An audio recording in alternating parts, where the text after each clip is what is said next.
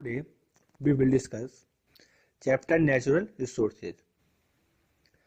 अब क्या है कि नेचुरल रिसोर्सेज जो रहते हैं वो हमें प्रकृति से मिलते हैं, नेचुरली प्राप्त होते हैं। Earth a unique planet. Earth is only planet of the solar system on which life is possible. Life is possible on Earth because of the following condition.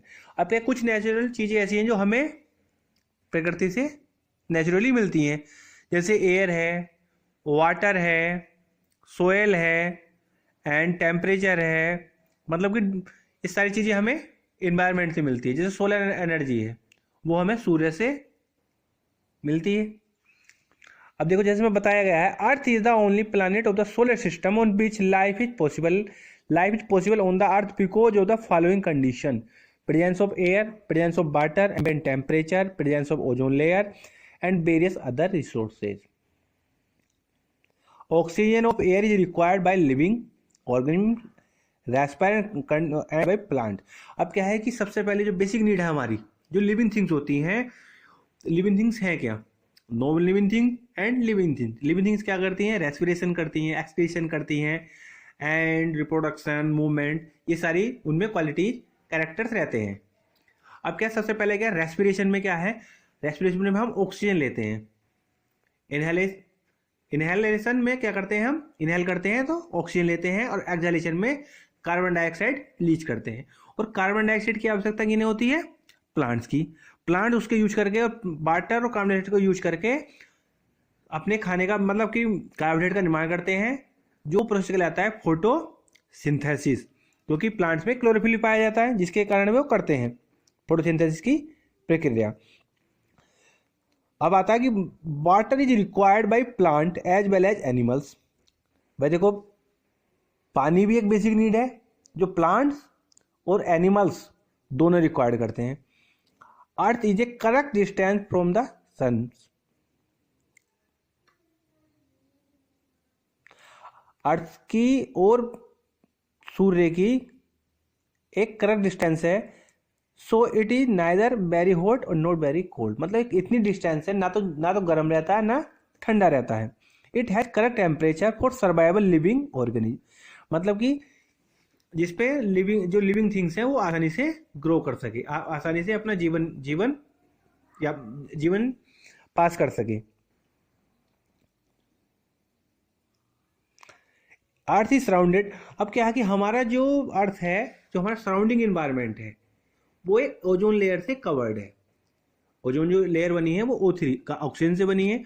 Ozone layer जो रहती है वो सूर्य से आने वाली अल्ट्रावायलेट रेज को अर्थ पे आने के लिए रोकती है। अगर अल्ट्रावायलेट रेज अर्थ पे आने लगे तो हमें क्या हो जाएगा? Skin cancer. Earth is surrounded by an envelope of ozone called ozone layer. This layer prevents the Earth from the harmful ultraviolet radiation of the sun. Earth also possesses a number of other resources which are living beings to survive. Other resources भी रहते हैं। The resources present on the Earth and energy of the sun are necessary to meet the basic requirement of the life form present on the Earth.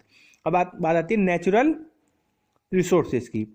The material present in nature environment and useful to the living organism are called natural resources. The resources may be abiotic and biotic. अब biotic में living things आती हैं और abiotic में non living things. अब क्या है? Air, water, land, coal, petroleum etc are the biotic. ये सब बायोटिक, ये हमारी सब आएंगी हमारी एबायोटिक में।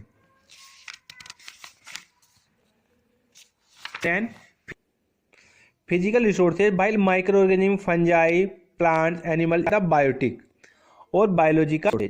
With regard to their evidence और availability, natural resources are two types: inaccessible resources, these resources are present in unlimited quantity, have no chance to getting the energy tidal energy, it's belong to this category.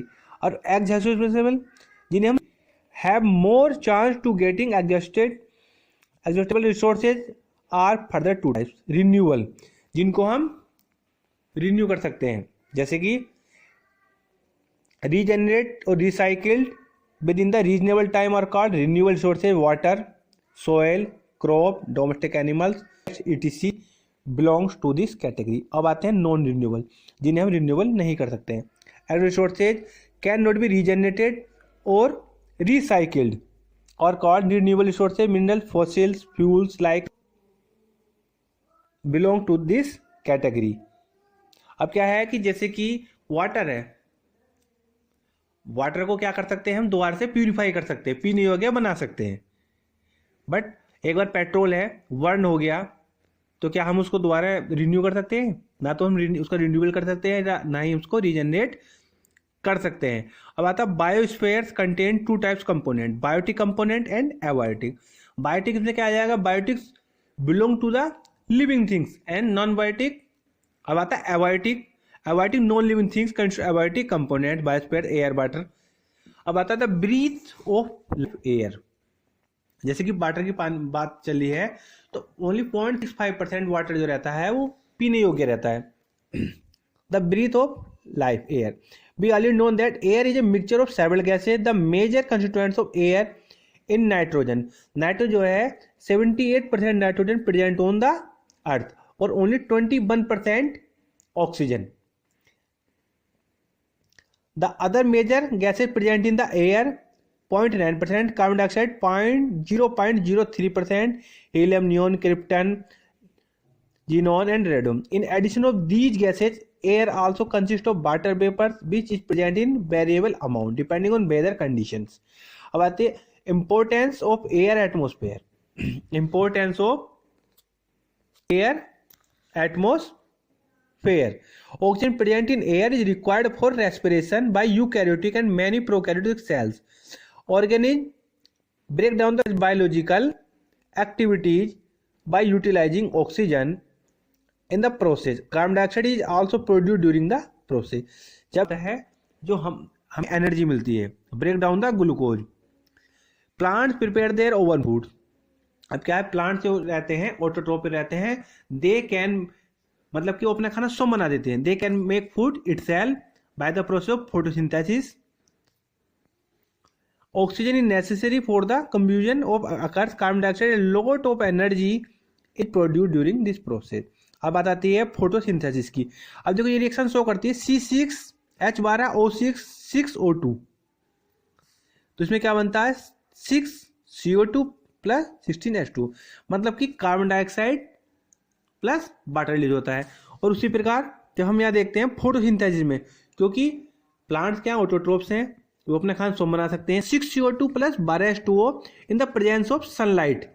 Plant में chlorophyll पाया जाता है तो बनाते हैं carbohydrate and release the gas oxygen. Many marine animals use the carbonate dissolved in sea water make their cells. अब बात आती है हमारी the role of atmosphere in climate control. Air is a bad conductor of heat. The atmosphere act as a protective blanket for the living organism. It acts as temperature buffer. It prevents the sudden increase in temperature during the daylight hours. Further, during the at night, it is slow down escape the heat into the outer space, thereby preventing excessive cooling during the night. अब आता है देखो the movement of air wide. What का जो cool bridge, अब देखो इसमें क्या रहता है, देखो all of this cause by heating of air, formation of water vapours, when solidism fall on the earth a part them absorb and reflected back by the land and water bodies. Vapour सी बन जाती है कि जबकि सूर्य की किरणें किसी water bodies में पड़ेंगी, जैसे रिवर वगैरह है, तो उसमें पानी का क्या हो जाता है, इवोपरेशन होगा तो क्या बन जाएंगी, वेपर, भाप बन जाएंगी। And then the movement of air in coastal areas. The air moves in a specific direction on the coastal area during day time. The air move from sea to land as explained. बात आ रही है अब rain की। Rain represent करता है water को, water store होगा वहां पर। When when solar when solar radiation